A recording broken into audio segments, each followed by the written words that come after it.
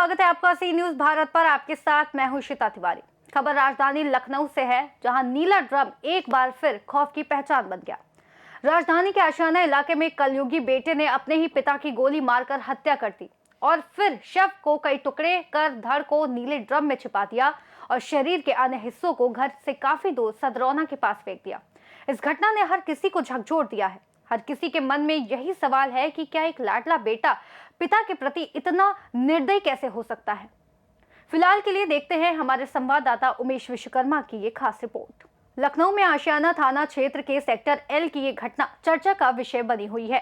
सोमवार को शाम वर्धमान पैथोलॉजी के संचालक मानवेंद्र सिंह का क्षत विक्षत शव उनके ही घर में बरामद हुआ। मकान से तेज बदबू आने पर पड़ोसियों ने पुलिस को सूचना दी थी।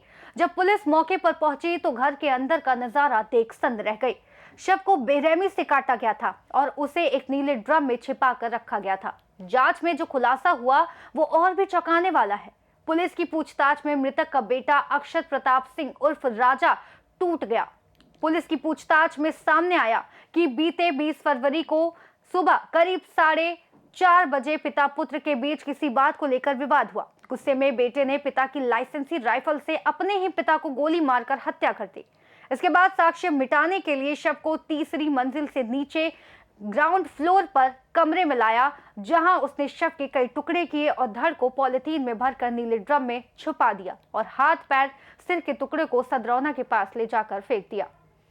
योजना थी लाश को पूरी तरह ठिकाने लगाकर कोई सबूत ना छोड़ा जाए, लेकिन बदबू ने राज खोल दिया और बेटा गिरफ्तार हो गया।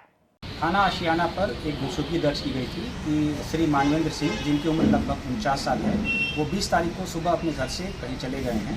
इस सिलसिले में पुलिस जांच कर रही थी। जांच के दरमियान ये अनावरण हुआ है कि उनका पुत्र जो 19 साल का है अक्षत सिंह, उसने अपने उसी दिन 20 तारीख को ही सुबह ही एक राइफल से गोली चलाकर उनकी हत्या कर दी और बाद में शव को और साक्ष्य को छुपाने के लिए उसने उसके कुछ टुकड़े भी किए, जिसे उसने कहीं छुपा दिया और बॉडी का जो धड़ है वो मौके से मिला है। इस सिलसिले में जो अभियुक्त है वो पुलिस की कस्टडी में है। उसने अपना जुर्म का इकबाल कर लिया है।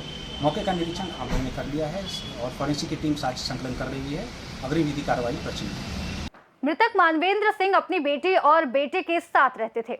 पत्नी का करीब 9 साल पहले निधन हो चुका था। बेटा Akshat Pratap Singh BCom first year का छात्र है और बेटी इंटरमीडिएट की छात्रा है। 22 फरवरी को बेटे ने आशियाना पुलिस को पिता के गुम होने की सूचना दी थी। यानी शातिर बेटे द्वारा शक से बचने के लिए पहले ही कहानी गढ़ दी गई थी। लेकिन 23 फरवरी सोमवार को अपराह्न उसके घर से आ रही दुर्गंध ने सारा राज खोल दिया। वहीं बेटा जो पुलिस और अपनों एवं कॉलोनी वासियों को गुमराह कर बाप को ढूंढ रहा था, अब वह पुलिस की हिरासत में है। फॉरेंसिक टीम ने मौके से अहम साक्ष्य जुटाए हैं। उच्च अधिकारियों ने घटनास्थल का निरीक्षण किया है। पुलिस का कहना है कि पुत्र अक्षत प्रताप सिंह उर्फ राजा ने अपना जुर्म कबूल कर लिया है और साक्ष्यों के आधार पर सुसंगत धाराओं में मुकदमा दर्ज कर आगे की कानूनी कार्रवाई की जा रही है। मेरठ के चर्चित नीले ड्रम कांड के बाद अब लखनऊ में वैसी ही वारदात, रिश्तों का कत्ल, भरोसे का खून, एक बेटा जिसने पिता को ही मौत के घाट उतार दिया। राजधानी में इस खौफनाक हत्याकांड ने कई सवाल खड़े कर दिए हैं। आखिर क्यों बढ़ रहे हैं ऐसे जघन्य अपराध? फिलहाल आरोपी हिरासत में है और पुलिस ने शव को पोस्टमार्टम के लिए भेजकर पूरे मामले की जांच में जुटी हुई है। लखनऊ से सी न्यूज संवाददाता उमेश विश्वकर्मा की रिपोर्ट। इस हत्याकांड के पीछे कई सवाल हैं, जिनका जवाब ढूंढने के लिए पुलिस जुटी हुई है। पुलिस की जांच में सामने आया है कि मृतक मानवेंद्र सिंह की अपने 20 वर्षीय पुत्र के साथ वैचारिक मतभेद थे। पिता चाहते थे कि बेटा डॉक्टरी की पढ़ाई करे ताकि आगे उनका कारोबार संभाल सके, लेकिन बेटा बड़े स्तर पर होटल और रेस्टोरेंट का व्यवसाय करना चाहता था। आशंका व्यक्त की जा रही है कि इसी बात को लेकर बाप बेटे में झगड़ा हुआ था और बेटे ने आपा खोते हुए बाप को गोली मार दी। फिलहाल मृतक के लोगों का आना जाना लगा हुआ है। घटना के दूसरे दिन पोस्टमार्टम हाउस से शव न मिल पाने के कारण अब कल बुधवार को परिवार वाले शव का अंतिम संस्कार करेंगे।